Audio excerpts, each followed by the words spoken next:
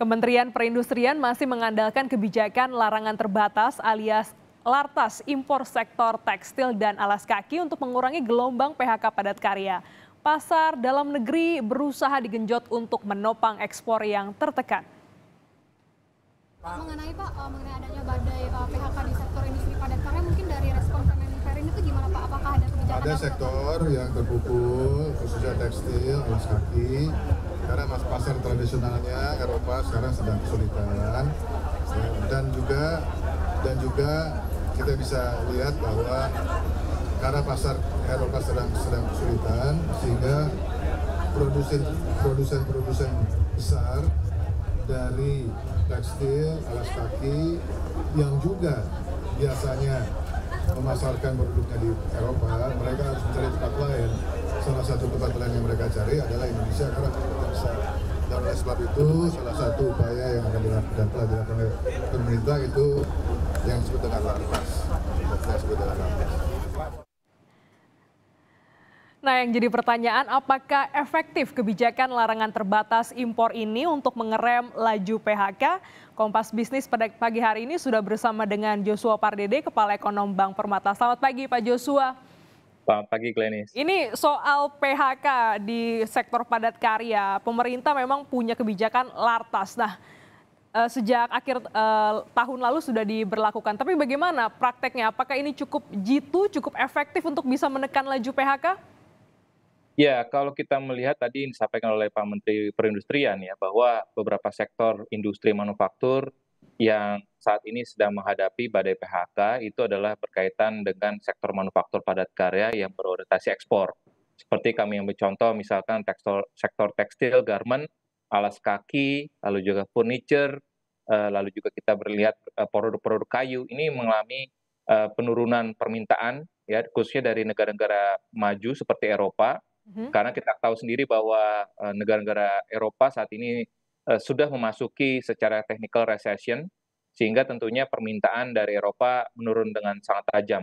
Termasuk juga perekonomian Amerika yang kita lihat juga saat ini kondisi perekonomian pun juga terus mengalami perlambatan. Sehingga ini memberikan indikasi ataupun implikasi bahwa kinerja beberapa sektor manufaktur ya yang berorientasi ekspor tersebut ini memang cenderung akan mengalami perlambatan.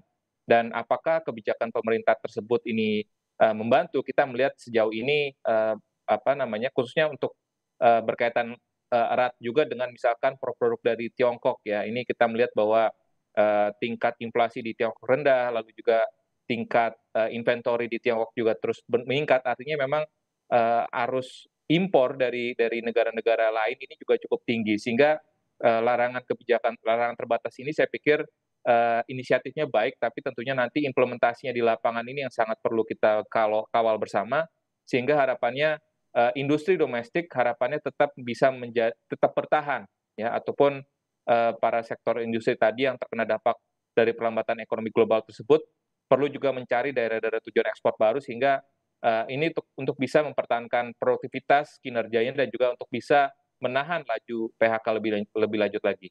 Oke, sebelum kita melihat bagaimana data keyakinan, indeks keyakinan industri, apakah sektor manufaktur ini misalnya tadi alas kaki ini juga akan berdampak atau keseluruhan manufaktur ini akan berdampak atau hanya sektor-sektor tertentu saja, Pak Joshua?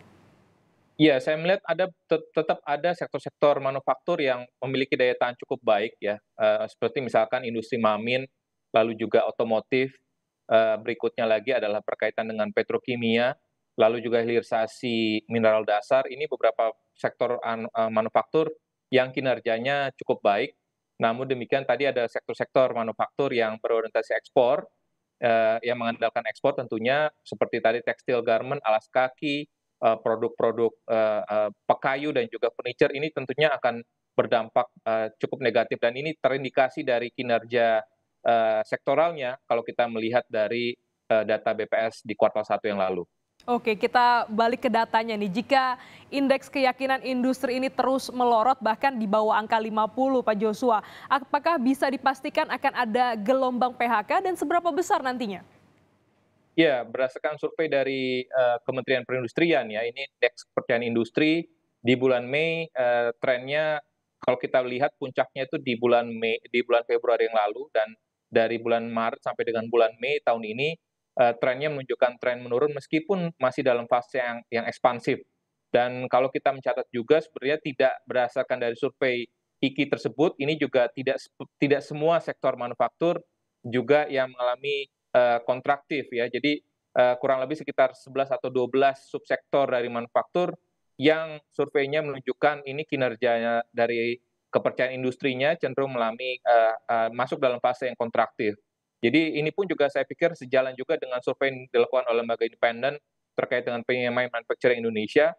Sama halnya juga di bulan Juni trennya mengalami penurunan, dan secara khusus tadi poin ataupun aspek yang mengalami penurunannya adalah permintaan baru. Jadi artinya permintaan khususnya yang tadi yang datang dari eksternal ataupun dari luar negeri. Sehingga kembali lagi jadi benang merahnya adalah kita melihat bahwa kinerja sektor-sektor manufaktur yang sangat mengandalkan kepada ekspor ini tentunya akan diuji di tahun ini dibandingkan dengan sektor-sektor manufaktur yang berorientasi dalam negeri, tentunya ini akan memiliki daya tahan yang lebih baik.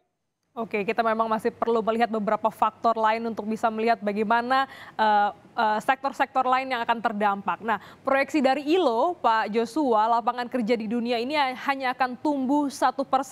Apakah ini artinya kita akan semakin sulit untuk mencari kerja? Dan bagaimana sebenarnya proyeksi Anda atas pertumbuhan lapangan pekerjaan di Indonesia? Ya, jadi kalau kita melihat tren tingkat pengangguran di Indonesia per data Februari tahun ini, trennya sebenarnya terus menurun sejak pemulihan pasca pandemi. Dan tapi tentunya kita melihat bahwa ada beberapa sektor yang belum sepenuhnya pulih juga, termasuk juga hotel, restoran, kafe, ini yang pemulihannya sebenarnya belum 100% pulih.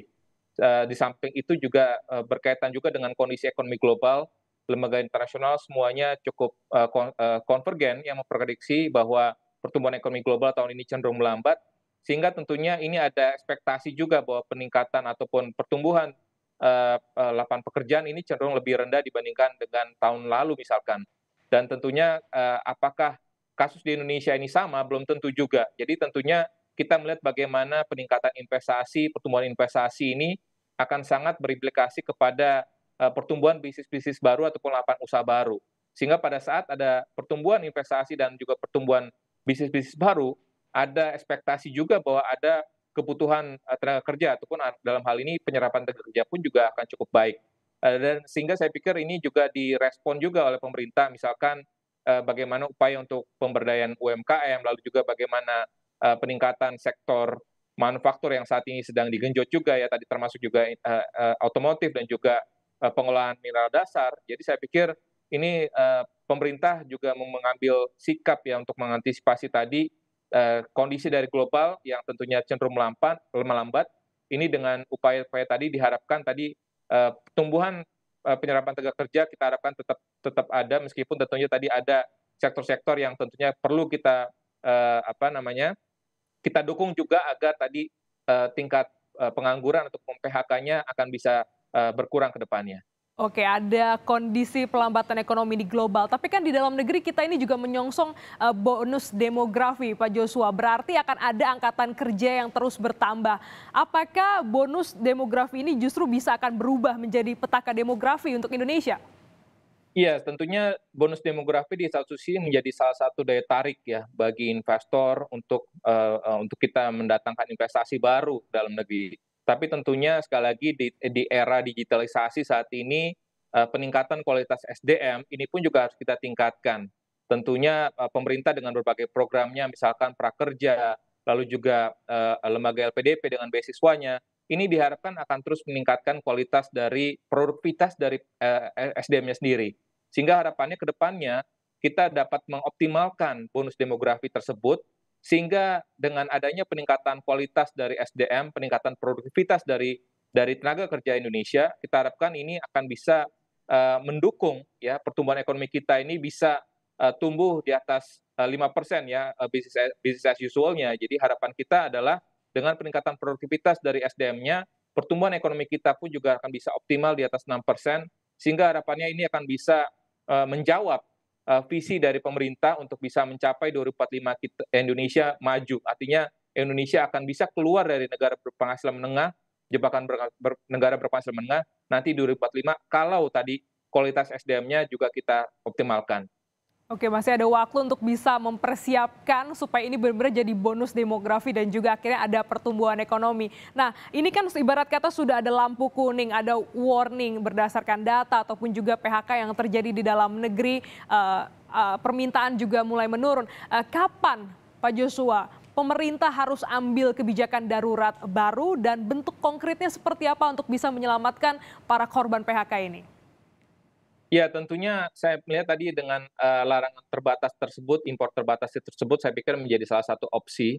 Yang kedua juga adalah bagaimana upaya dari pemerintah ya untuk bisa mendukung para pelaku usaha ini untuk mencari daerah-daerah tujuan ekspor yang baru, mengeksplorasi daerah-daerah tujuan non tradisional, khususnya misalkan kita ambil contoh saat ini yang lagi cukup baik kinerjanya adalah di negara berkembang, ya termasuk di India ataupun di ASEAN sekalipun. Ini perlu kita optimalkan ataupun misalkan kita bicara terkait dengan Timur Tengah ataupun negara-negara sebagian negara Afrika, ini kinerjanya bisa memiliki daya tarik cukup baik. Sehingga daerah tujuan baru itu, tujuan ekspor yang baru tersebut saya pikir perlu didukung oleh pemerintah, sembari juga bagaimana kita melihat bagaimana upaya tadi untuk bisa mengurangi tadi ya tekanan dari sisi biaya kos dalam negeri, tapi kita melihat juga dari sisi biaya produksi ini sudah mulai berkurang juga ya sejalan dengan tren penurunan dari Producer Price Index ya. Tentunya kita melihat bagaimana insentif lebih lanjut misalkan terkait dengan kebijakan OJK restrukturisasi ya, ini juga kan dilanjutkan sampai dengan tahun depan untuk beberapa sektor tadi, padat karya, alas kaki dan juga garment, lalu juga Horeca ini masih berlanjut dan juga UMKM, sehingga ini saya pikir menjadi salah satu dukungan dari OJK dan juga misalkan dari sisi pemerintah saat ini juga tentunya bagaimana memberikan insentif pajak ya, sehingga harapannya ini dapat bisa mengurangi beban dari sektor-sektor manufaktur tadi yang khususnya tahun ini sedang menghadapi kondisi yang tidak mudah seperti itu. Ya, ujian nyata untuk sejumlah manufaktur, tadi ada tekstil, ada alas kaki. Nah, tentu kebijakan pemerintah secara cepat dan tepat ini diharapkan bisa terus memberikan stimulus. Karena kalau terlambat sedikit, nah ini juga nanti akan berdampak pada manufaktur-manufaktur yang sangat mengalami ujian ini. Terima kasih Pak Joshua Pardede telah bergabung dalam Kompas Bisnis pada pagi hari ini. Sehat selalu.